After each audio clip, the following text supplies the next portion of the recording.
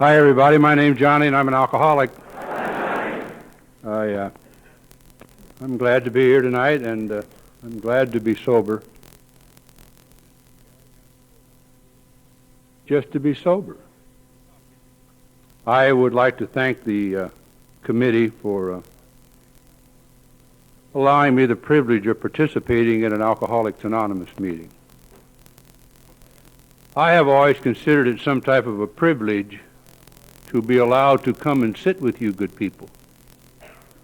I have never been able to get it through my head that I have a right to be here just because I don't drink.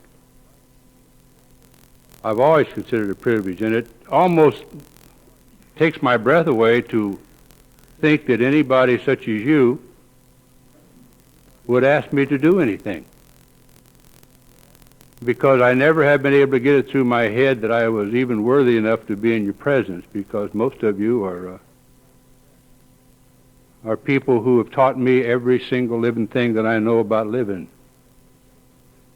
Not because of what you say or because of your great intellectual abilities, but I am a man who sits around in Alcoholics Anonymous and meetings and watches and sees what goes on around here, and what you see standing before you tonight, good, bad, or indifferent, is the byproduct of 12 steps of Alcoholics Anonymous working in an individual's life, because I'm just as sure as I'm standing here, without Alcoholics Anonymous coming into my life, I'd have been dead a long, long time ago.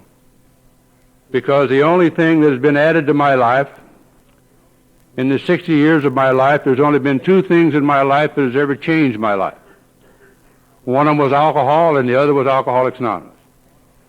And I come stumbling into a meeting of Alcoholics Anonymous a long time ago, a man who was totally insane, who had just spent the last 9 months of his life drifting in and out of total insanity in a cell in solitary confinement. And that's what came to you. And I'm going to tell you, and it's like my papa used to say, I would have taken me with a large dowry when I got here. But the funny thing about Alcoholics Anonymous, we really don't care. This is the only place I've ever found in my life where there really isn't any conditions for people to come in here and sit down in here. This is the only place I know of that you can come in here, and it used to happen with frequency, and in the old days, you come in here and you can just be sick and puke on the guy next to you. And they won't throw you out. But you come back next week and that guy will move on the other side of the room when he sees you. So if you're new at Alcoholics Anonymous tonight, I would like to welcome you here and hope and pray to God that you will stay here long enough to come to understand the great message that we talk about when we talk about being sober.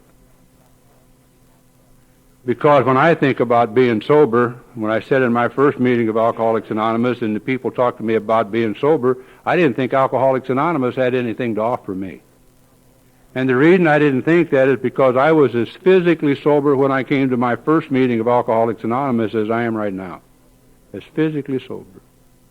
But that had always seemed to be my problem. If I could have stayed loaded forever, I'd have never came to Alcoholics Anonymous. But I kept getting interrupted out there on my happy road of destiny. People in them little black and white cars, just, and they weren't speeding tickets either, I'll tell you that. You know, it's funny, isn't it, how every once in a while my sponsor has a great ability to talk about nothing new in alcoholics. There's nothing new anywhere. Now there seems to be a big new wave of things creeping across the country called intervention. Do you know that the Los Angeles County Sheriffs knew about intervention in 1940? And I'll tell you, if you live the way I live, they'll intervene in your life too. You don't have to worry about just, Mommy will take me to the treatment center. No, they'll get you. You just get out there and play games, just live it as hard as you can go and get everything you got, and I'll guarantee you. You know, a big thing, I had a guy say to me not long ago, he said, Jesus, I can't get sober, what do you think I ought to do? I said, why don't you just hit a cop in the mouth?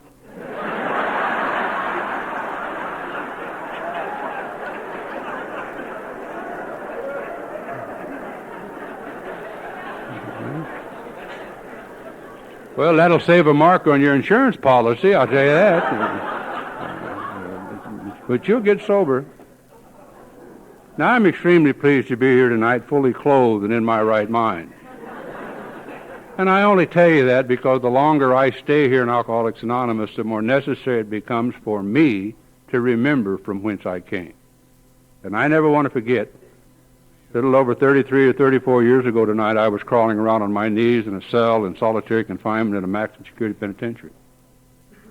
Now, because of a loving God has expressed himself through this program called Alcoholics Anonymous, it's no longer necessary for me to crawl around on my hands and knees like an animal. If I get nothing else out of this thing at all, I could live with that all the way home. Makes me feel good. Now, I would like to be able to stand here tonight and without any doubt in my mind tell you, without any doubt in my mind, that that's where alcohol and drugs took me to. Oh, I'd like to be able to tell you that.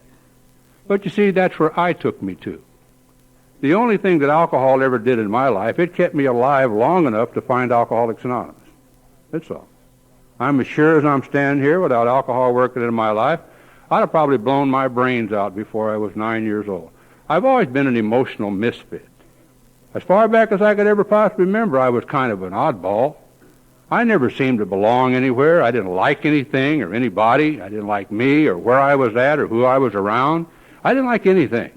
I was bitter, and I was angry, and I was hostile. I don't know where that came from.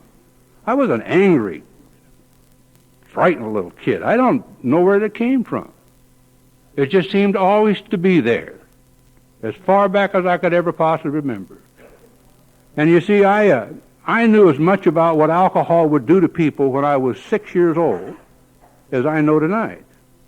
Alcohol's never been a mystery to what it would do to people in my life, because everybody in my family drank, except my grandma. Everybody drank whiskey. My uncles drank whiskey and went to penitentiaries. My aunts drank whiskey and worked in those houses on the other side of the tracks. Mom drank whiskey and beat up Dad. Dad drank whiskey and beat up Mom.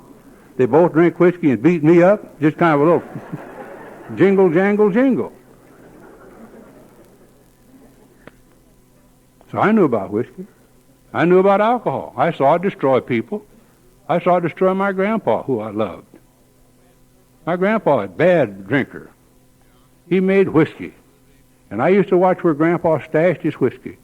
And Grandpa would go on these drunks and get cold at night. It was cold in Kansas. He'd burn down barns. Grandma would go get him out of jail and take me with him. I was so ashamed of my grandpa. But I loved my grandpa. So I used to watch where he stashed his whiskey. And one day, sitting on the back porch where my grandpa had stashed his jug, I took out his jug and took a drink. It was as natural to me as breathing in and out. Don't ask me why I took that drink. Why it was out of curiosity, I don't know. I just took a drink. I did something then that I said I would never do. I said I was never going to drink, but I did. I took that drink, and I put that drink inside of me, and it did something. It drove away the screaming madness that was deep down inside of me. It took the bitterness out from inside of me. It gave me some type of a feeling inside of me. Damn you, world. I'm not good enough to be around those good people, but I'm too good to be around those bad people. It's okay right here. That's what alcohol did for me. I had some type of an abnormal reaction to alcohol. I didn't know that. I didn't know I was an alcoholic. I would pursue the next 20 years of my life into a fantasy, trying to recapture that feeling that I got when I took my first drink of alcohol, because I look back on it now, I've always needed an answer. I never knew what the answer was, and so I started looking for the answer. I didn't even know I was looking for the answer. And then I took a drink,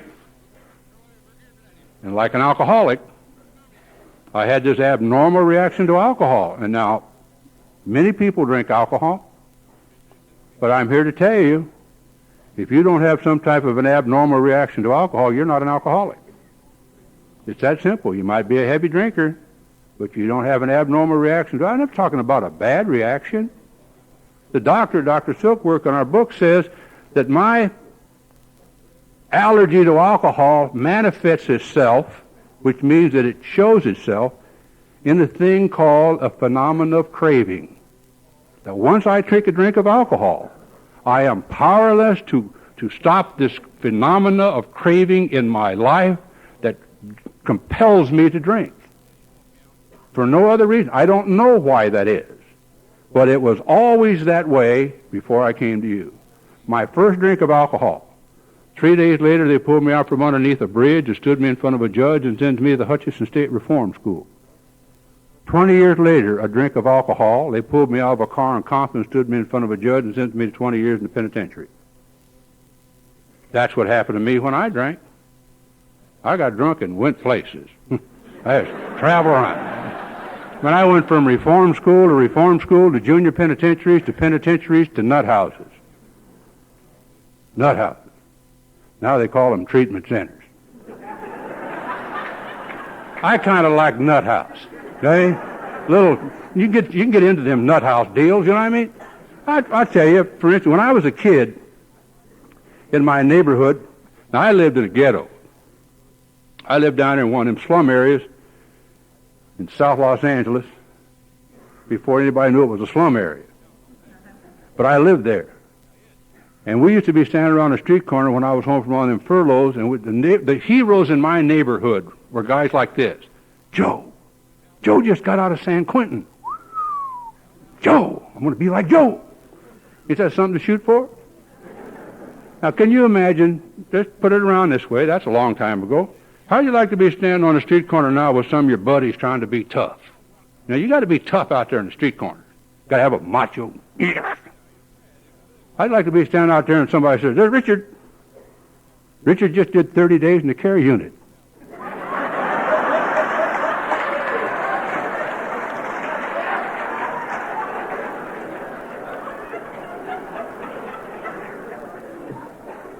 Not in my neighborhood. Richard better not go to jail, that's all I can say.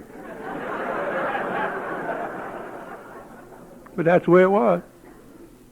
I'm sitting on a street corner from a furlough in a reform school when I'm 10 or 11 years old. I'm drinking a bottle of Marca Petri red wine.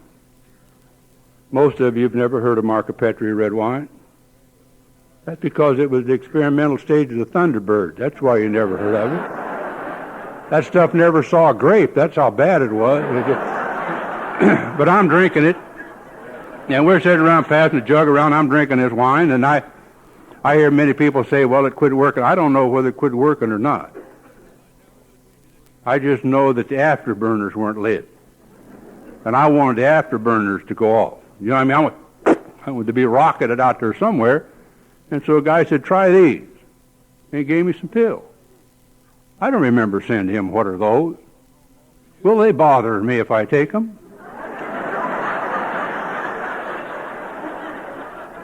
I just took them. T-double-O-K, took them. Thank God they weren't X-Lax, that's all I can say. Yeah, we could have a whole new 12-step program called Laxatives Anonymous. Yeah. I could be standing here tonight as an adult child of a laxative taker. I would have been functional, but Mother sat on the toilet all the time when I was little. You listen real carefully, you hear stuff stupider than that around here. It worked, all I can tell you. Thank God it worked. Because sitting on that same street corner a couple of years later on a furlough from another reform school, I'm eating these pills and I'm drinking this wine, and the afterburners aren't burning, and so a guy stuck a needle in my arm. And for the next 14 years of my life, I stuck needles in my arm, ran in and out of institutions. That's what I do. I live out in the streets. I do what people like me who live in the streets do. I destroy everything that comes in contact with me. I'm like a plague. You see, I'm selfish, and I'm self-centered, and I'm self-serving, and I got an ego bigger than this whole room. I'm a taker. I'm a taker, so therefore I'm a loser. All takers are losers. I spent my entire lifetime before I got to you good people without a conscious thought or a conscious concern for any other human being who lived upon the face of this earth. I didn't care about you. The only time I showed any interest in you at all was when you had something that I wanted. And then when I got whatever it was you had that I wanted, I cast you aside like so much trash and went on about my business. Before I got to you good people, Never one time in my life do I ever remember uttering to another human being the word, I love you. That was not of my vocabulary. Takers don't love. Takers take. Takers use. Takers, I don't believe, have the ability to love. They're only users. If I told you I loved you, you would have an edge. And I spent most of my waking moments trying to keep people from having edges on me, because they have an edge, they're going to be able to use me. And takers don't like to be used. Takers like to use. And I tell you, if you live like that for any period of time, what will happen to you is what happened to me 34 years ago, crawling around in that cell, drifting in and out of total insanity.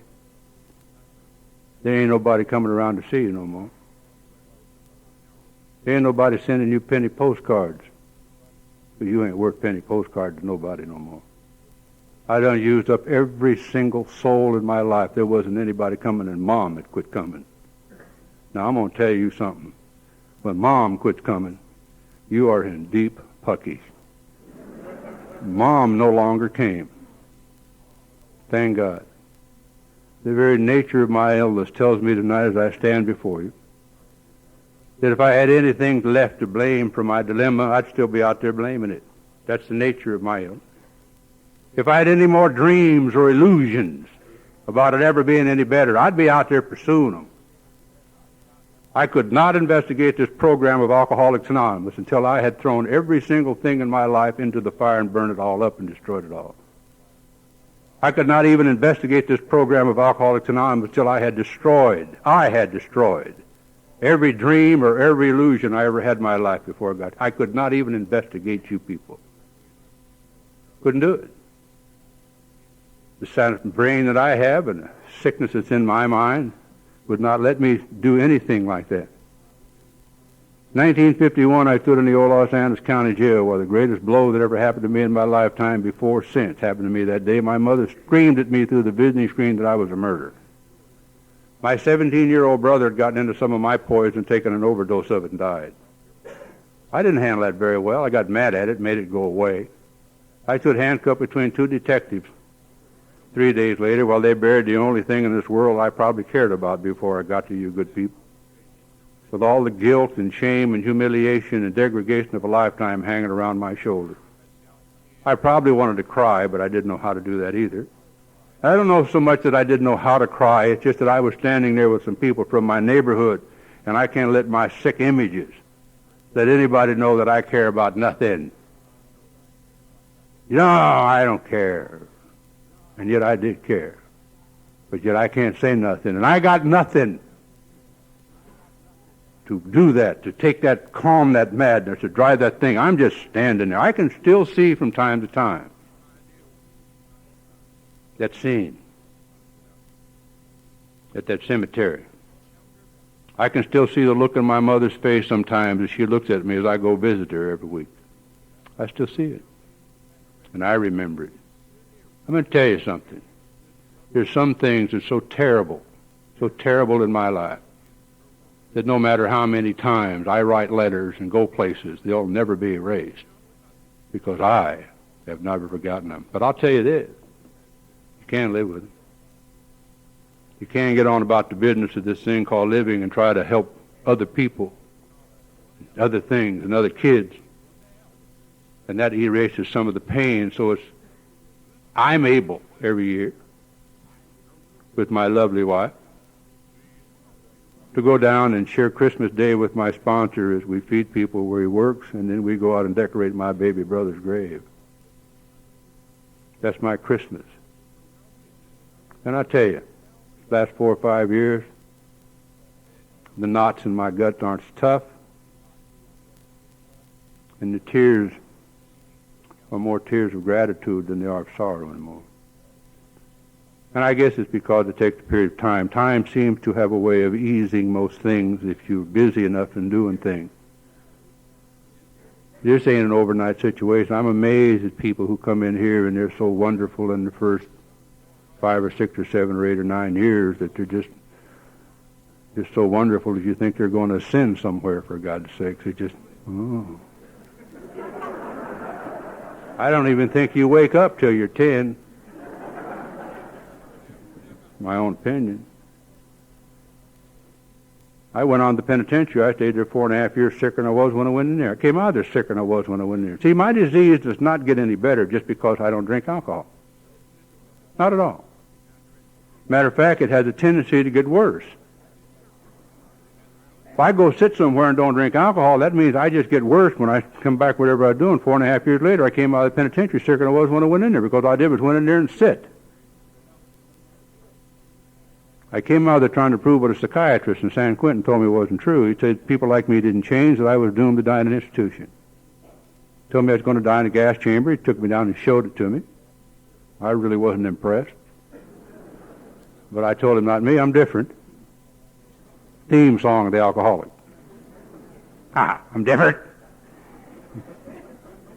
Come off now, that institution bound determined I had that deal beat, and 6 months later I'm in a nut house in South Pasadena, kicking and screaming.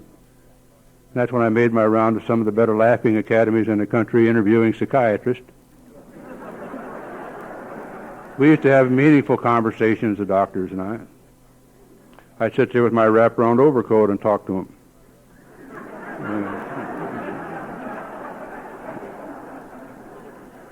He would engage in conversation about my mother, and then I would engage in conversation about his mama.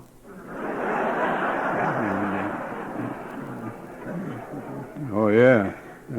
You want to drive a psychiatrist crazy? Some of you people who are future wacko factory inmates, let me give you a little something that'll help you out. Lay up with your roommate some night and both of you memorize the same dream to tell your psychiatrist in the morning.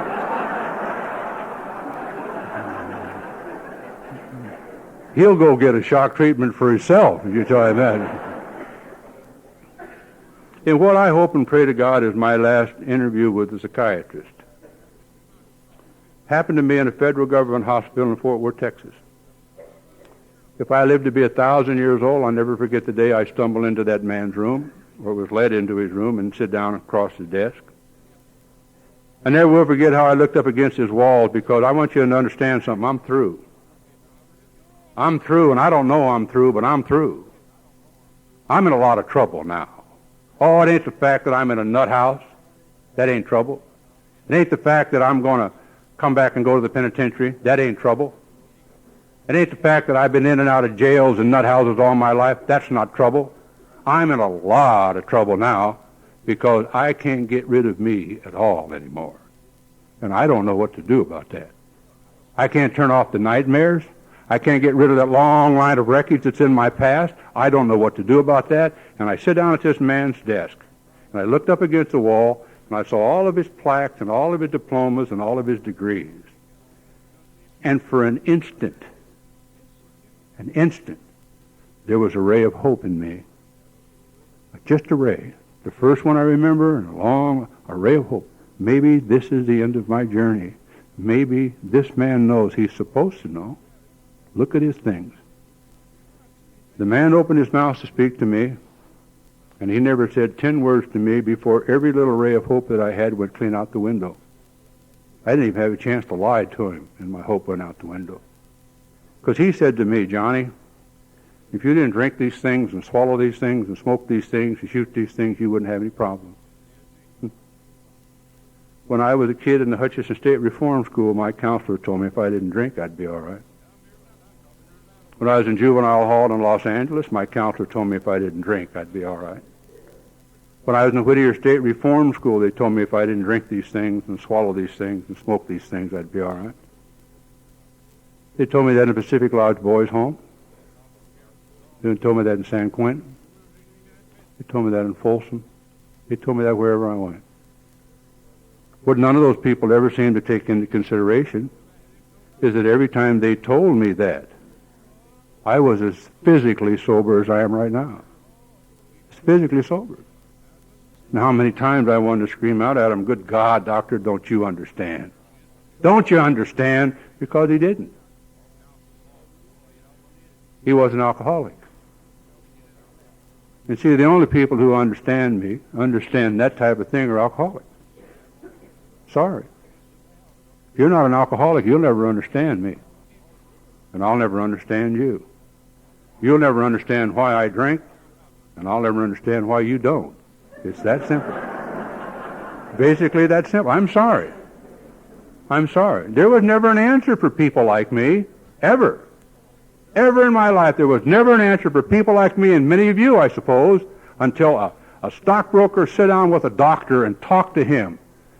And he didn't talk to him about all the things he did. The doctor and the stockbroker talked, and the stockbroker said to the doctor how he felt and what alcohol had done to him. And for the first time in his life, another alcoholic understood what we do in Alcoholics Anonymous, which has made this thing. One alcoholic talked to another alcoholic, and when doing that, sharing his experience, strength, and hope, another alcoholic got the hope that he could live one day sober without having to take a drink, that he could live a life, no matter what the circumstances were, that he did not have to drink ever again if he didn't want to. Never happened. You see, the doctor didn't know that, so I came back to Los Angeles, tried to kill myself. What people like me do who can't drink no more. Didn't make it. Came close. They tied me down to bed in a Los Angeles County jail, more dead than alive about that time. 128 pounds in yellow. Doctor said I was going to die. Said that 3 days in a row. One night in some period of 3 weeks, I laid in that type of condition with them looking at me and poking at me and doing all that kind of stuff, never helping me. I screamed out the only prayer I ever said in my life. I said, "Oh, God, help me." I thought for a long, long time nothing had happened. There was no blinding flashes of light. Nobody come running down the hall with a dozen donuts saying, "We got an AA meeting down there." And I didn't get up and wander off into the tulip somewhere. I went to sleep for a little while. I'll tell you how sick I was. 2 weeks later, I'm up running around the jail looking for some more of the poison to put me back on the bed I'd just gotten off of. See, in the back of my mind, where my problem seems to be centered, is the knowledge. The knowledge. It's not a supposition or a theory or an opinion. There's a knowledge back here. And it's still there. That when I can't stand life on life's terms, I can ingest something into my system, and it's okay right now. Right now. That's all I ever wanted, was right now. I didn't want it to be all right the day after tomorrow. Now is the time I want it to be all right. So I got loaded again.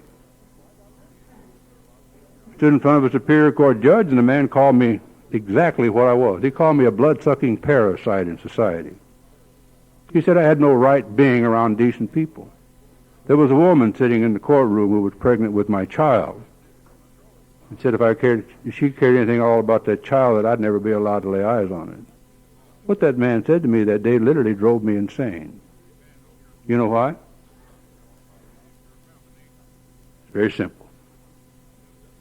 One thing I have never been able to do from the day I was born until this very moment. I have never been able to hide me from me. Now, I can hide me from you. Matter of fact, I'm a master at it. I can dance around and play games and put on different types of uniforms to keep you away from me. I'm a master at it. I lived my entire lifetime keeping people away from me by playing various little roles of life. Convict, dope fiend, gangster, killer. Keeps them away. Insane.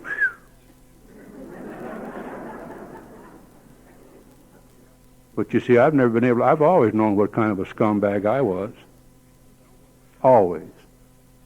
You see, because every time I'm sober, I got the evidence. People I'd harmed, the things I'd done, no wonder I had to go back time and time and time again. No wonder I can't stand sobriety. I got the evidence right here. What that man said to me literally drove me insane. In the next 9 months of my life, I drifted in and out of total insanity in that cell in solitary confinement at penitentiary. 4th day of November 1959, I come stumbling into a meeting of Alcoholics Anonymous. Not to get sober. I was sober. Not to find this magnificent way of life that I've embraced and made my life, to live the good life that is mine. Not at all. I came to my first meeting of Alcoholics Anonymous because the institution I was in let women come in there. I came to my first meeting of Alcoholics Anonymous over 31 and a half years ago to smell perfume. I've been honking and sniffing around ever since. I mean, you open up the door, some of us bent fenders coming in. Just simple. Some of us even stay. I remember moving in and sitting down in the back row in what I lovingly like to call my throne of contempt, because I had my coat collar up and my shades on. I was cool. If I'd have been any cooler when I got here, I'd have froze to death, for God's sake. I remember looking up on the backboard, I saw 2 big A's, and I thought to myself, my God, I wandered into an anti-aircraft brigade. I didn't know what Alcoholics Anonymous was. I said, this clown said next to me, what is this? He says, it's Alcoholics Anonymous. Well, I sunk down in my seat. Gangsters weren't supposed to be hanging out with them winos. They've been Gangsters Anonymous or Over-Hip Anonymous or Dope Fiends Anonymous. How's that, huh? Makes addicts seem kind of candy-ass, don't it? Huh? Dope Fiends! Oh! You gotta be bad, be bad. Now, don't quit drinking because you puke a little. Throw it in there. Give it. Get off. Because until you give it all, I don't think we can help you. Whatever your all is, you got to give it your all. You got to, I guess, beat yourself into an absolute state of nothingness. I remember sitting there in my arrogant, hostile, bitter attitude. I said, well, I'll wait for these women to get up and tell their racist stories. Now, you got to remember that when I came to Alcoholics Anonymous, there weren't very many young, pretty girls in Alcoholics Anonymous. There just wasn't. These old gals got up to talk that day and said they drank for a long time. You could look at them and know they'd been somewhere for a long time. They said, I used to drink. I said, I'll bet you did. Bad stuff, too. See, I knew everything when I got here. I was a walking encyclopedia of useless information. I knew so damn much what wasn't true, I didn't have the slightest idea what was true. You see, I never tried anything before I got to Alcoholics Anonymous because I was so frightened of failing, I didn't try nothing. I was a nothing. And there's a principle in our book, Alcoholics Anonymous, that will describe me to you better than anything I'll ever tell you than I said in my first meeting of Alcoholics Anonymous. It's a tail end of a spiritual experience in our book.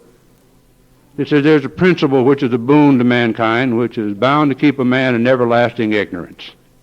There's a principle of contempt prior to investigation. And that was me when I sat with you. You talked to me about God that day and I left. Because God was the reason I was. It was not my fault. Not my fault. See, I have to have something to blame. You got to understand that. People like me have to have something to blame, because if I have to assume the responsibilities of my own action, I either have to change, blow my brains out, or go insane. I haven't got any choice in the matter. It ain't nobody else's fault, it's my fault. But when you run out of people, places, things, circumstances, conditions, you can blame God for it. You don't talk about it. Listen sometime around here. You'll hear people, oh, as they sit in the club rooms. Oh, I guess if God wants me to have a job, he'll shoot it down here to the club.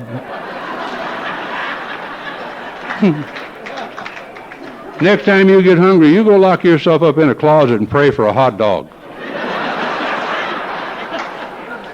When God squirts you one through the keyhole, you call me. Man, I've been looking for a deal like that all my life, for God's sake. I'll tell you what I've learned about God, not very much.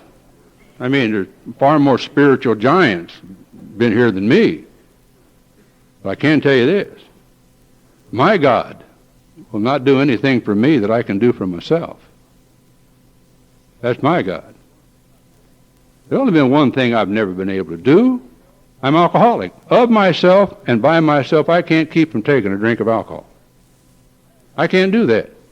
I haven't even stopped.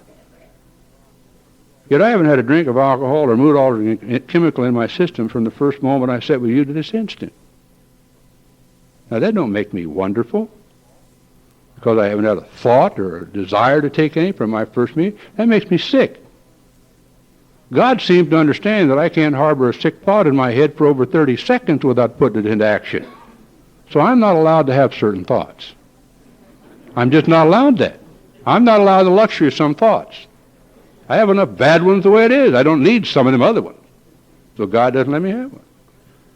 I came back to my second meeting of Alcoholics Anonymous because of the people. And never in my life have I ever been any more confused by any group of people in my life than I were about the members of Alcoholics Anonymous. I could not understand these people. I did not know what their deal was.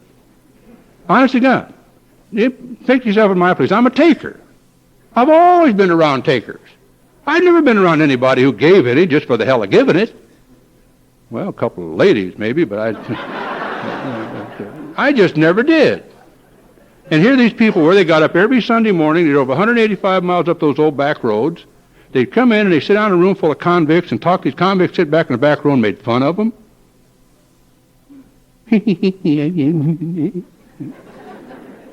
And they just smiled and patted me on the head, went on back. I couldn't figure out what they were. See, I had never seen people in my life who ever did anything for anybody for no reason at all. Everybody had a price tag. Everybody. So one day I said to these people, what kind of a sicko are you anyhow? You get some kind of jollies out of coming up here and looking at the animals in their cages? What, you can't find a man out there? What do you come up here for? And they said, when you can answer that question, kid, you won't have to ask it.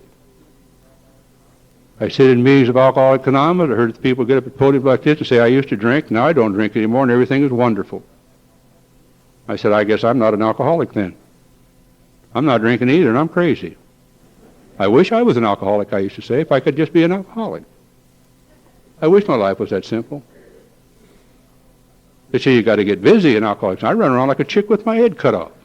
I thought action was motion. You know, I thought if you so I got into motion. And I got to pouring coffee and filling up ashtrays and smiling. Just wonderful here. Hey, you wonderful folks. And I'd go back there and sit in inventory point and die. I'm doing everything they told me to do, and I'm crazy. I say, see, I'm not alcoholic. And every time you talk to one of these people, they say, oh, it's in the book. What's in the book? Oh, it's there. You go look for it. You'll find it.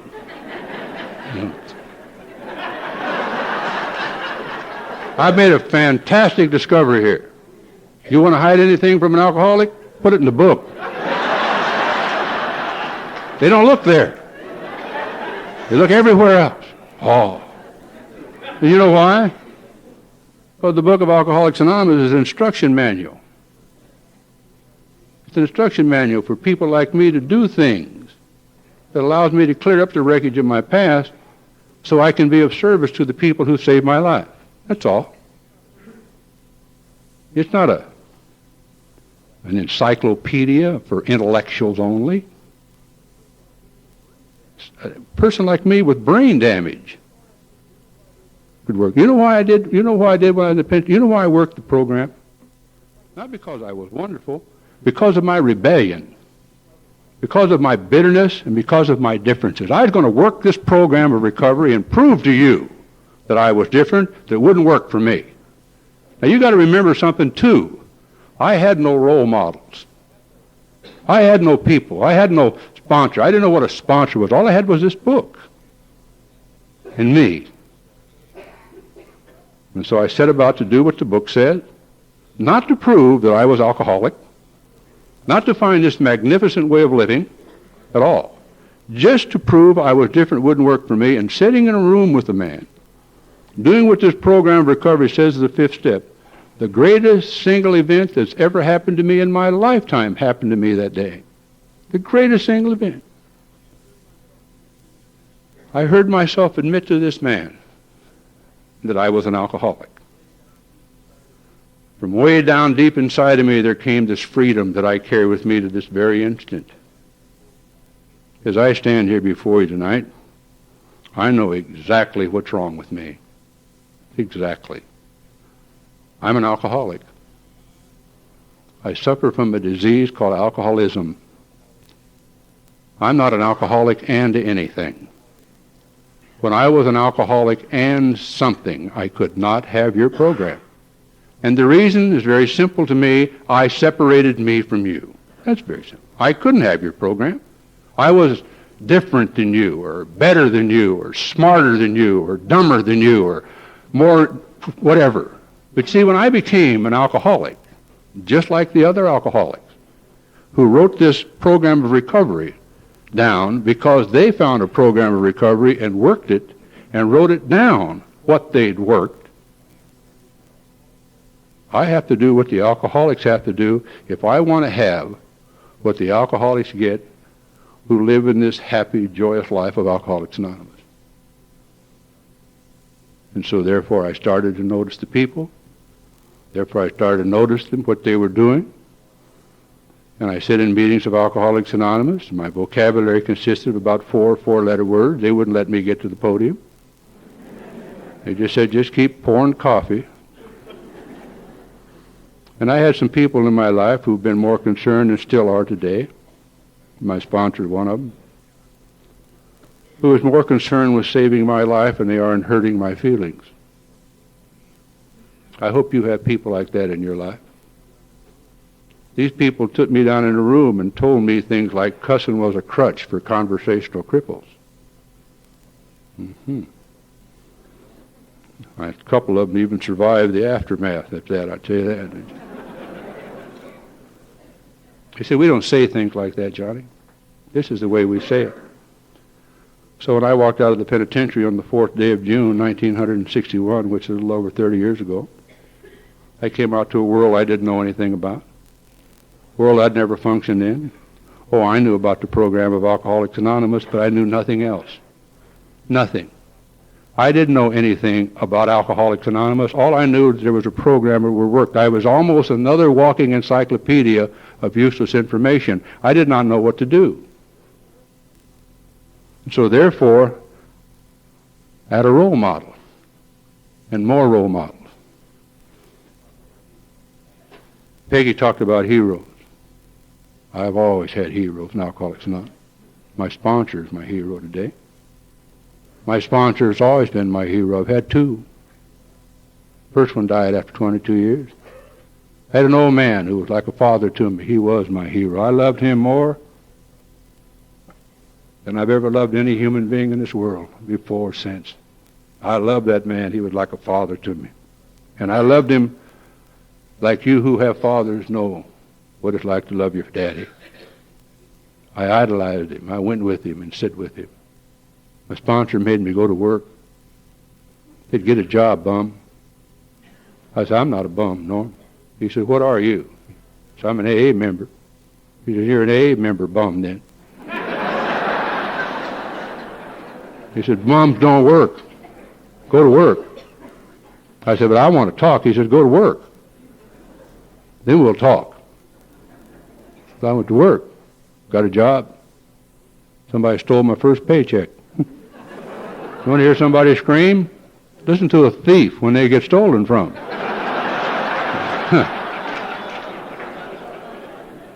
Well, I'll tell you, if I could have caught that guy, you'd have another talker here tonight. I'd be up in Folsom with all the rest of the losers telling you, hey, it'll work. That's what the losers tell you. That's what the malcontents tell you. Hey, it'll work. Come over here with us. Try it our way. I ain't going to. I watched too many of them sweep out there somewhere and never get back, doing it some other way. Alcoholics Anonymous works, folks.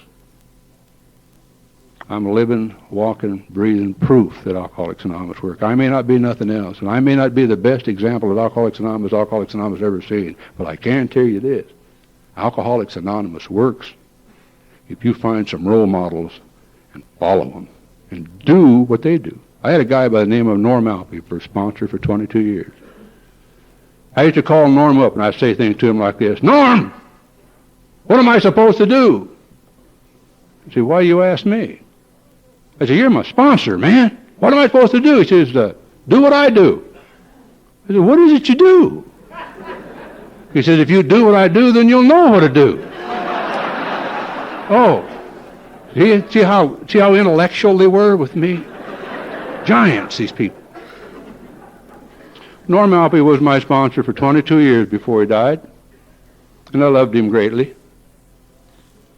And by the time that man died, I knew how he acted in every area of his life, because I made it my business to find out what he did, because I wanted what he had. So I had to act like he acted and did what he did, because I didn't know. I knew how he acted when he was at work, because I went down and seen him on his job.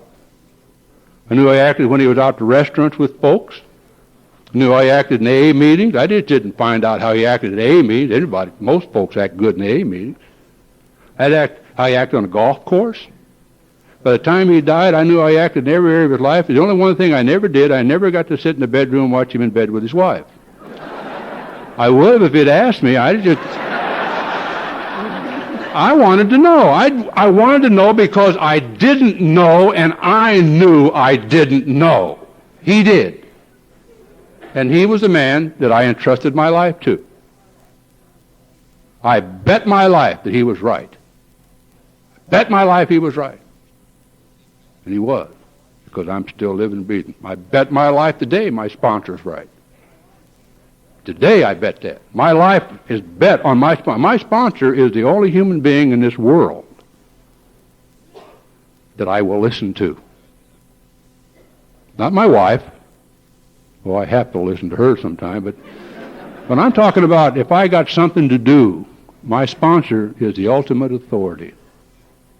I know some of you are very close to God, and you talk to him. 2 o'clock in the morning, Clancy answers the phone. Dial God at 2 o'clock in the morning. And if he gets you, give me his number. Dial to him. I'm not saying there isn't any God, because there is a God. I have a God of my very own. But my head is my problem. It's not my belief in God. It's not my ability to pray. It's not my ability to go to meetings and to read the book and do all these things. It's my head, where my disease seems to be centered. But my emotions and my intellect comes in conflict. Do you think my intellect overrules? No.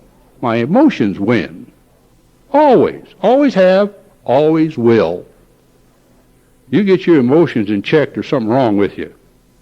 You probably have something to slow you down.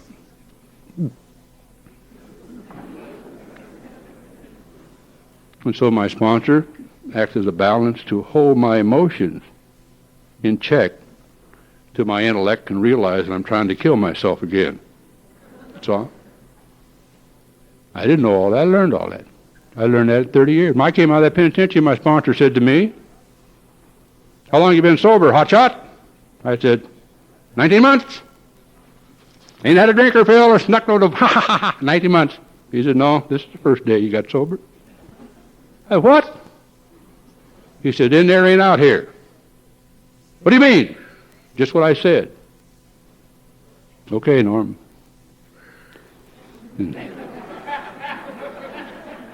See, my ego wanted to be a shining star in AA. I wanted the people to make big things out of me when I come out of the penitentiary, how wonderful I was. Norm knew that. Why he made me go to work. Why he made me ride my little girl's bicycle to meetings, because I didn't have a driver's license. Right through my old neighborhood on her little pink bicycle I used to have.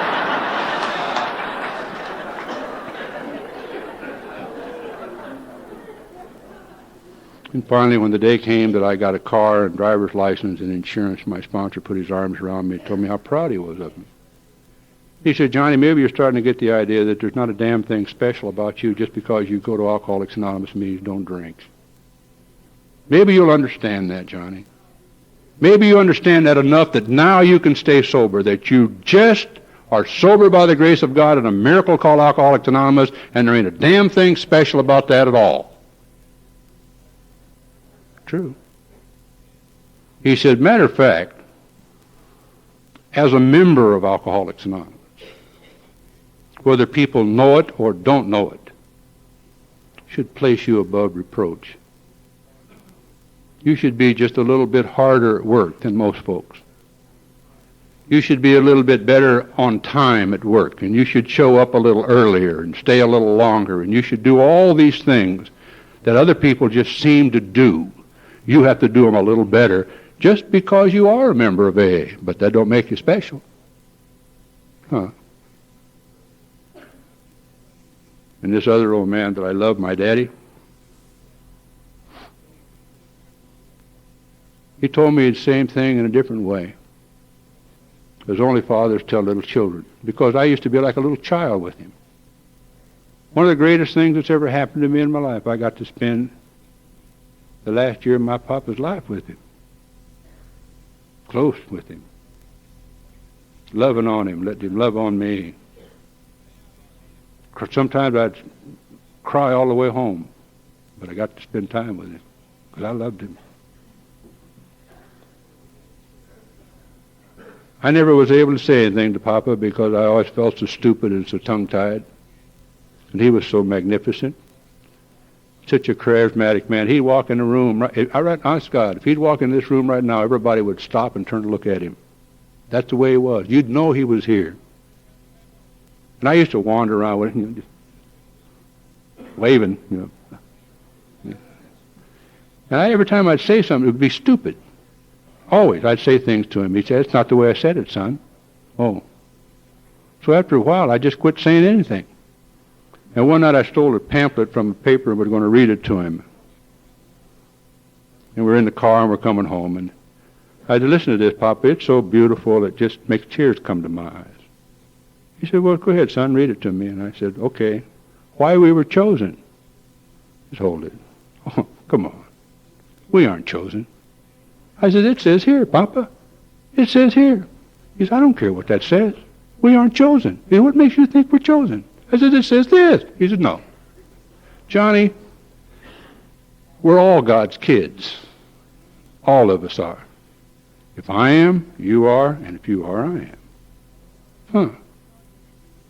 He said, "Johnny, God makes the rain to fall on the just as well as the unjust." Huh. And then I threw him a little curve, but man, he could catch it. I said, "Then how come I'm sober, Papa? How come I'm sober and been given this good life? I know people who are far better people than I am who will never get sober. Why am I sober?" He said, "Oh, God, that's simple." Papa was so simple. He said, "You have come to understand you're one of God's kids, and you act like it. So he treats you like it." Huh. God, how simple is that? When your children act like your children, do you treat them like somebody else's children? Only when they don't act like your children, you treat them like somebody else's children. They act like your kids, you just, here's the keys to the kingdom. Now, how do God's kids act? Where would you go find out how God's kids act? You got to have role models, folks. You got to have people who are role models. And you got to act like they act, even though you don't believe it's right. You got to dress like they dress. You got to show up where they dress. You got to do what they do, and you got to do what they tell you to do. That's all. And these people that I loved, who were my role models, and still are, had one tremendous thing in common. They loved Alcoholics Anonymous and its people. They loved it. My sponsor told me that I was supposed to sit still in meetings and not talk. And my sponsor told me that I was not supposed to get up and wander around when a meeting was going on. And my sponsor drove off and left me standing on a street corner one hot July night because I stood on that street corner in a pair of shorts and a tank top. He drove up and looked at me and drove off. And I called him on the phone and yelled at him on the phone. And I said to him, "You get some kind of kick out of embarrassing me all the time, yelling at me at meetings and doing all." He said, "Johnny, I'm going to ask you a question." I said, "What do you want to know, Norm?" He said, "Would you go to church dressed like that?" And I said, "No, I wouldn't." He said, "You ain't going to my church dressed like that either."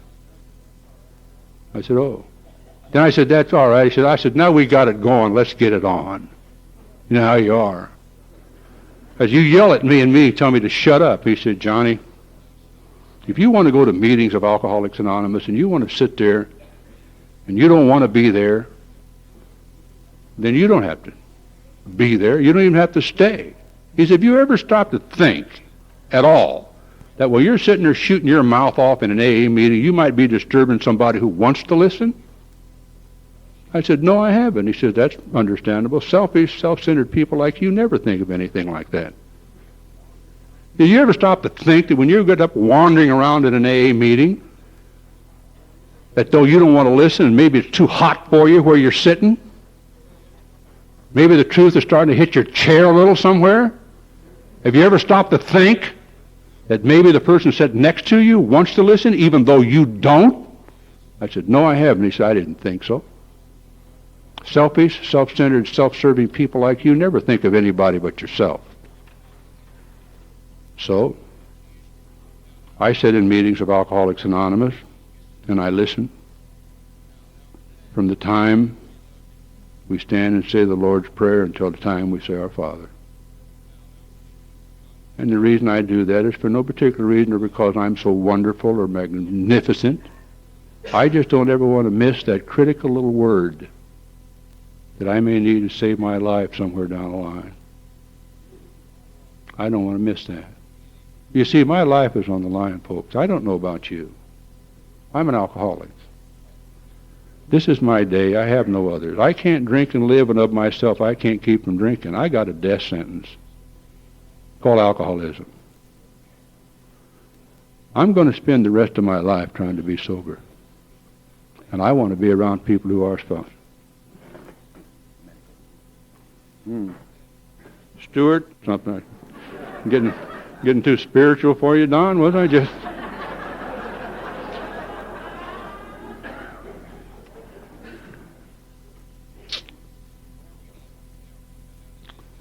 When Norm died, 22 years sober, the next year and a half of my life was as close as I've ever been to being drunk. And the reason I was probably close is because I started running my own life based on my own motions. I'd been sober 22 years. I'd had the best sponsor. But you see, Papa was sick. And I couldn't make much sense out of Papa. And so I had nobody. And I get great intellectual conversations from people, particularly my ex-wife. You ought to go down and see old Charlie down at the club. He sits there, he'll talk to you. I didn't want to go talk to Charlie. Charlie just sat on his butt and didn't do nothing. If Charlie'd been sober 35 years, I wouldn't care if Charlie was sober 45 years. If that's all Charlie does, I don't want anything Charlie's got. Charlie will kill me. So I went bounced around there. Nobody was good enough. Nobody was quite good enough. So one day I found myself sitting down with my sponsor, his name is Clancy, in his office, and we were going through a hypothetical situation. You know how we are. We talk about hypothetical situations somebody else is involved in, and I just need a little answer. He had the same answer that I answered, and I looked at him, and it dawned on me. I said, Clancy, you know, I need a sponsor. And he looked at me, and I thought he was going to be the first. I was going to be the first person he ever refused. I thought he was going to say, "What an order! I can't go through with it, hotshot. You're too big for me." But he'd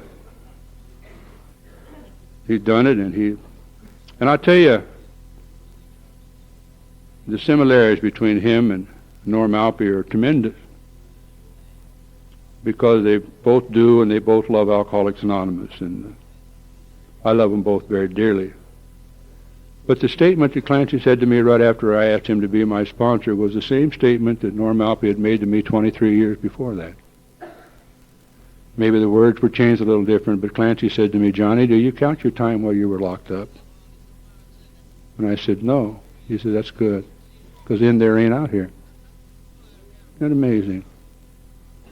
The wisdom of that man, and continues to be a thing to me, is because, you see, I didn't know how to sit with you, be quiet, and do the things I had to be taught.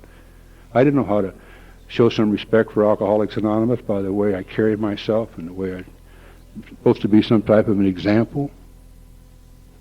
I didn't know how to do that. Norm taught me that.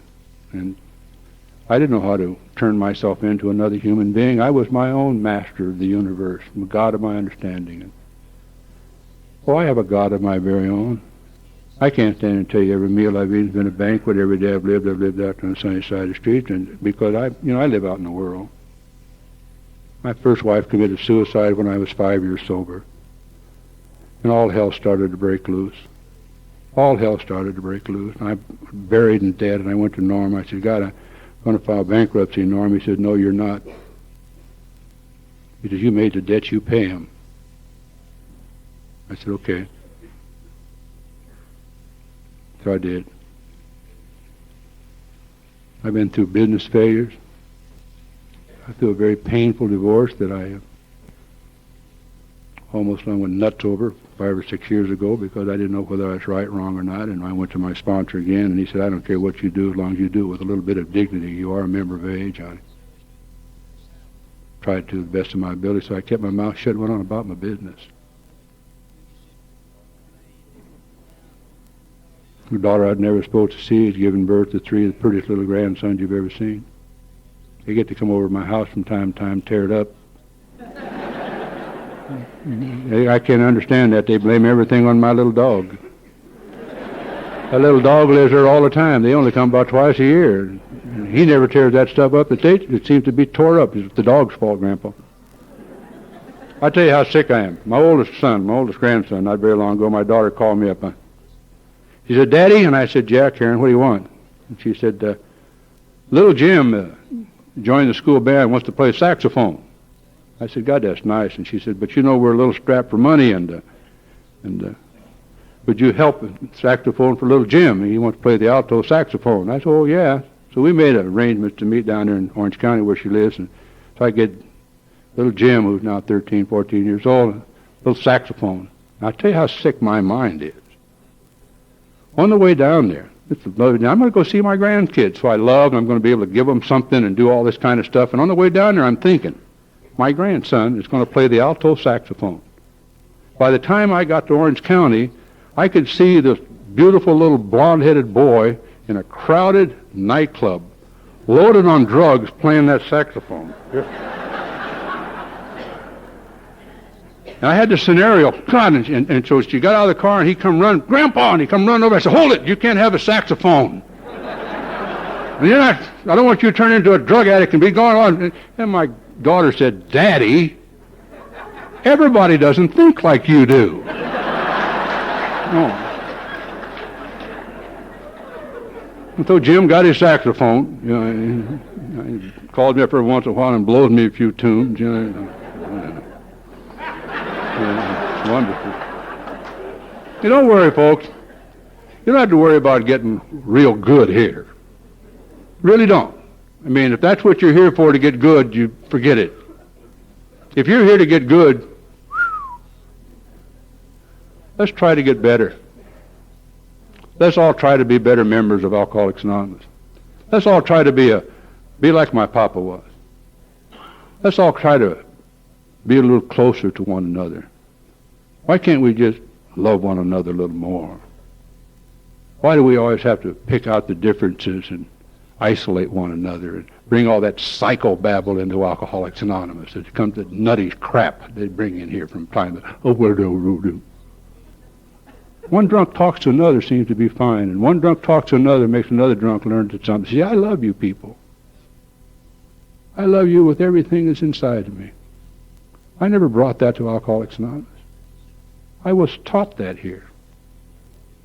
I was taught that by action. By loving you, I was able to forgive me. By taking my eyes off of me. See, the greatest miracle of my life has already happened to me over this weekend many, many times. As I sit here Thursday night and heard the lady talk. Yesterday afternoon heard Joe talk. Last night heard Peggy talk. In that period of time that I was listening to them people talk, I was as close to my God as I'm ever going to get.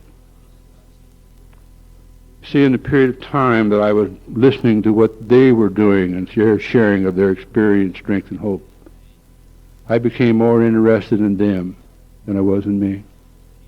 I had taken my eyes off of me and put them onto them. And my papa taught me that if I was to empty myself of self, I would be automatically full of God. My papa taught me a fantastic thing. He taught me about a God of my very own.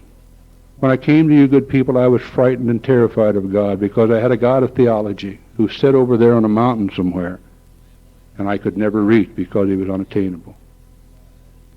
My papa and you good people have taken that God down off of there and put him right in here, right where he belongs. And so wherever I am, he is. And wherever you are, so is God. If God ain't here, we're in terrible trouble. That's the spirit that permeates Alcoholics Anonymous. It's called love and service. We love one another. In the loving of one another, we forget about the problems of ourselves, and we're filled with our God, and that's the spirit. The miracle of my life is every once in a while I'm able to take this fantastic feeling that's inside of me I get with you out there where it happens and live with it for a period of time. Maybe a day, maybe an hour, but it's more than I ever had before I got here. Every living thing I have in my life I owe to Alcoholics Anonymous. Everything. Every living thing I probably will ever have in my life I will owe to this program and to you people. And you better believe this. It's a long, long walk from a cell in solitary confinement to where I stand tonight. But for the grace of God, AA, and friends like you, I could have missed it all. God bless you.